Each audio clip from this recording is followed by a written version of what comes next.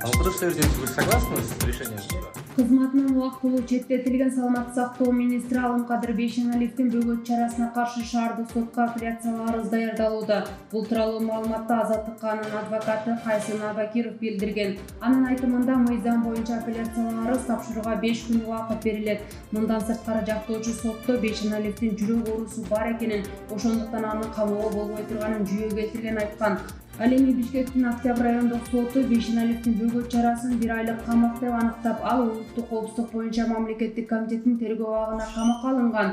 Ал эми 4-июнда Алымкадыр Бейшеналиев менен башкы прокурор Курманкул Зулушевди президент Садыр Жапаров кызматынан убактылуу четтеткен. Буга Бейшеналиев боюнча териштирүү жүрүп жатканы жана экөөнүн ортосуна түзүлгөн жеке мамиле себеп экени айтылган.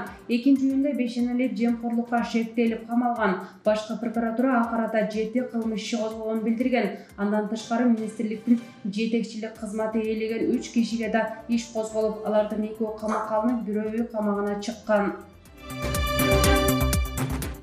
Абай Молдохматов башкы прокурордун милдетин аткаруучу болуп дайындалды. Тиешелүү жарлыкка президент Садыр Жапаров 4-июнда кол койду. Ал буга чейин башкы прокурордун орун басары кызматын аркалаган. Молдохматов 46 жашта, Ысык Көл облусунун Каракол шаарында туулган. Ал эми Курманкул Зулушевди президент ошол күнү кызматтан алган. Президенттин буйругу боюнча Зулушев комментарий берип, Жапаровдун кабыл алган ар бир чечими аткарылууга тийиш деп билдирген.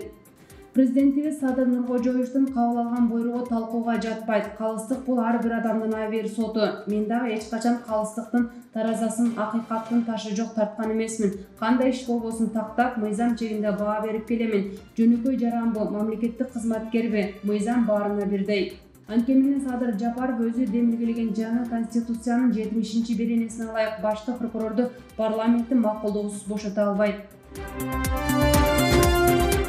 Кыргызстанда инфляция жыл аягында 15,3%га чейин жогорулайт. Бул тууралуу Евразия өнүктүрүү банкынын жаңы микроэкономикалык баяндамасында айтылды. Алардын маалыматында дал ушул жылдын жыйынтыгы боюнча керектүү баалардын өсүшү Россияда жана Белоруссияда мүмкүн болушунча тездейт.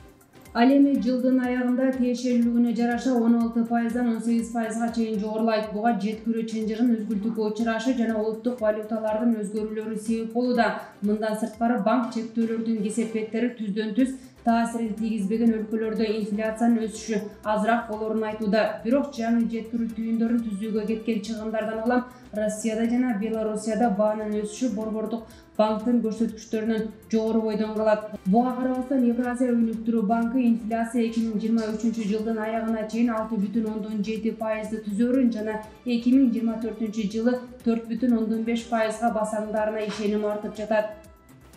Президент айтты го, жана маселе көтөрүлгөн карыздар боюнча 2021 жылдын башынан бүгүнкү күнгө чейин болгону 84,4 миллион доллар карыз калдык деди. Эсиңерде да. Бирок мына мен көргөзүп берейин. Бул каржы министрлигинде эл аралык катнаштар боюнча управлениянын начальниги Нурбек Акжолов деген айтып атат.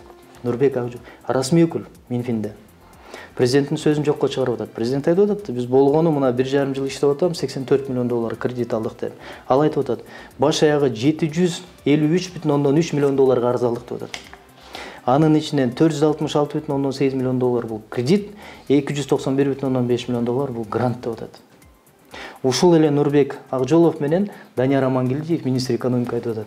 Бюджетти колдоо боюнча Азиатский банк бизге 80 миллион доллар бөлүп берди. То есть 190 миллион суралган, 80 миллиону келди, биз поддержку бюджета деп бөлүп атабыз деди. Бирок президент айтып атат, 2021 жылы 30 жылдын тарыхында биринчи жолу профицит менен чыктык деди. Туурабы? Анда эгерде бюджет профицит менен чыкса, кредит алуунун эмне кажети бар? Эмне кажети бар? Мына Акылбек Жапаров жакында Америкага барып келди, 150 миллион доллар сурап келди. Анын 50% грант, 50% кредит. Анын көп бөлүгү бюджетти колдоого кетет. Ушундай эле нерсе болуп атпайбы? То есть президенттин айткандарын өзүнүн эле кол алдындагы балдар жокко чыгарып атат. Биз кимге ишенишибиз керек? Президенттин айткан сөзүнөбү? Президент айтып атат кабар агенттигинде. Же расмий булактаргабы? Мына эки Минфиндин өзүнүн сайтында турган булак, бул ушул атай келишимдерге кол коюлган келишимде парламентте ратификациядан өтүп аткан жана өткөн кагаздар. 758 миллион жалпы карыздын көлөмү. Эми тышкы карыз боюнча жаңы бийлик келатканда айтпады беле? Эч коркпошубуз керек. Карыздарды Кудай кааласа 4 жылдан 5 жылга чейин толугу менен кутулабыз деген сөз болду беле? Болгон. Бүгүн карыз өстү. 2020 жылдын аягында жаңылбасам 4,8 миллиард доллар болчу. 4 миллиард 800 миллион доллар болчу мамлекеттин карызы. Эми карап туруңуз. Мына 28 февраль 22 жылга карата Кыргызстандын жалпы карызы 5 миллиард 119 миллион доллар. Ушунун ички карызы 817 миллион, тышкы карызы 4 миллиард 300 миллион доллар. Карыз өстүбү? Өстү. Биз 5 жылдын ичинде кутулгандын ордуна биз карызды көбөйтүп атабыз да. Анан экономиканын өсүшү боюнча кантип кеп кылабыз? Казакстандын Алматы шаарында өткөн күрөш боюнча эл аралык турнирде Кыргызстандын балбандары 10 медалды багындырышты. Турнирге грек-рим күрөшүнүн 11, кыз келиндер күрөшүнүн 1, эркин күрөштөн Жийте балбан барган. Жейтонда грек-рим күрөшү боюнча Акжол Махмудов алтын, калган 4-өө коло алса, кыз келиндер күрөшүнүн Айпери Медет кызы алтын медаль тагынды. Ал эми эркин күрөш боюнча барган спортчулардан Бекболот Мырзаназар уулу менен Эрназар Ахматалиев алтын медалды болушту. Ошентип 25 өлкөнүн балбаны катышкан турнирден Кыргызстан жалпы командалык эсепте 5-орунду ээледи.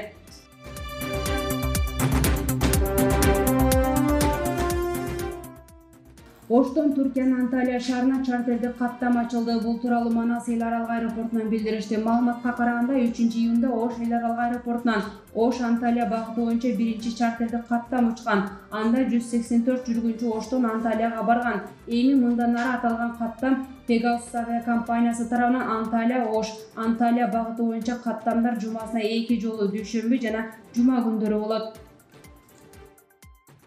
Кудайберген Базарбаевич кабинетинен чыкпайт. Ал городской болады, Аккол. Отурат, кабинетинен чыкпайт. Даже комитетке да келе албай калыптыр, көрдүңүзбү? Мына Гүлкан Сакин айткандай, кабинеттен чыгыш керек министрлер. Чыгып, пандемия бүттү, коркпой эле элдин арасына кириш керек.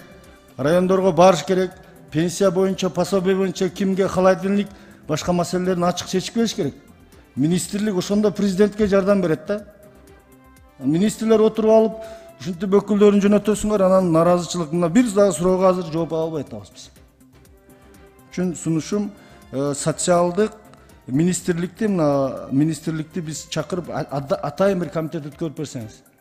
Эң чоң элдин көйгөйү ушул министрликте жатат да.